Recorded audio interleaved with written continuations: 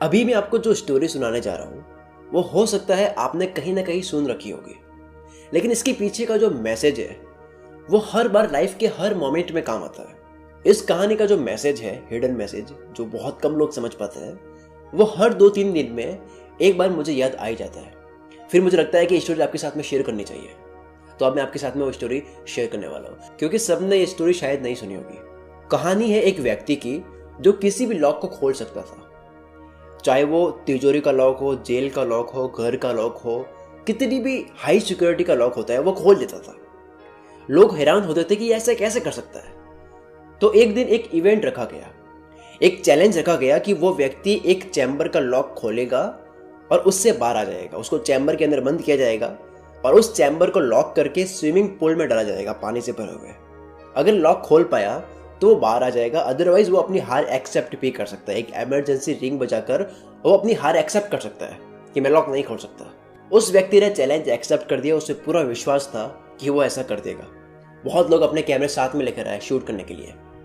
व्यक्ति को चैम्बर के अंदर डाला गया, गेट बंद करके धीरे धीरे पानी में उतारा गया और खेल शुरू कर दिया गया। लोग देख रहे हैं, सब एक्साइटेड है कि वो किस तरह से लॉक खोल के बाहर आ जाएगा। उस व्यक्ति ने अपने जेब में से एक तार निकाला और लॉक को खोलना स्टार्ट किया और सेकंड्स चलते जा रहे थे। एक एक सेकंड उस व्यक्ति के लिए बहुत टफ था, क्योंकि सांस रोकनी बहुत मुश्किल हो रही थी। लोग देख रहे थे कि ये कुछ ही सेकंड में हर बार लॉक खोल देता है, तो इस बार इतना टाइम क्यों ले रहा है। सेकंड्स जैसे बढ़ते गए उस व्यक्ति का दम घुटने लगा। उसको बहुत परेशानी हो रही थी उस लॉक को खोलने में।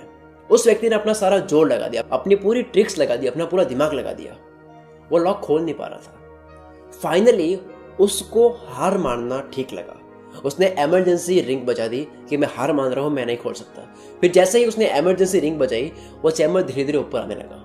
वो व्यक्ति हार चुका था, तो उसको बहुत हारा हुआ फील हो रहा था। उसको शर्म आ रही थी, इसलिए वो ऊपर नहीं देख पा रहा था।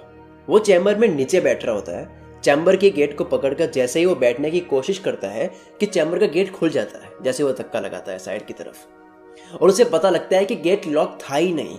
उसने सोचा कि ये मेरे दिमाग में पहले क्यों नहीं आया, तो शायद गेट लॉक भी नहीं किया गया होगा। जब वो इतनी ट्रिक्स लगाने के बाद में लॉक को नहीं खोल पा रहा था, उसके दिमाग में एक बार भी ऐसा क्यों नहीं आया कि शायद हो सकता है कि लॉक किया ही ना गया हो। जब सॉल्यूशन बहुत आसान होता है, तो आप कितने ही टैलेंटेड क्यों ना हो, आपका टैलेंट कभी काम नहीं आएगा अगर आपको ठहर के सोचना नहीं आता है।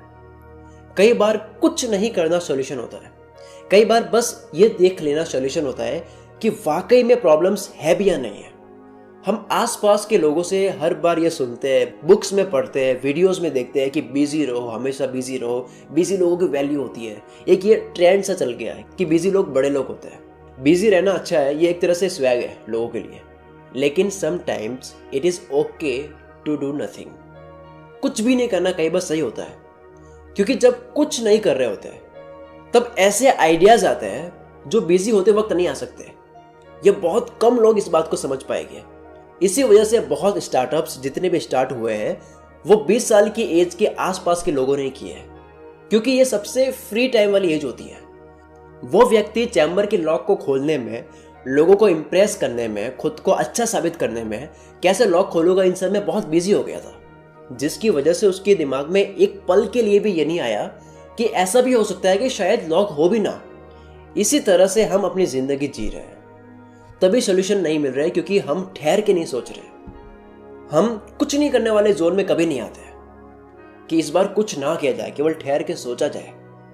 हम हमेशा अपने आप को बिजी रखना चाहते हैं, लेकिन सच तो यह है कि जो लोग कुछ नहीं करते हैं वो कमाल करते हैं। ये जो लाइन है ना, जो लोग कुछ नहीं करते वो कमाल करते हैं, इसके अंदर बहुत डीप मैसेज है अगर आप समझ पाते हो।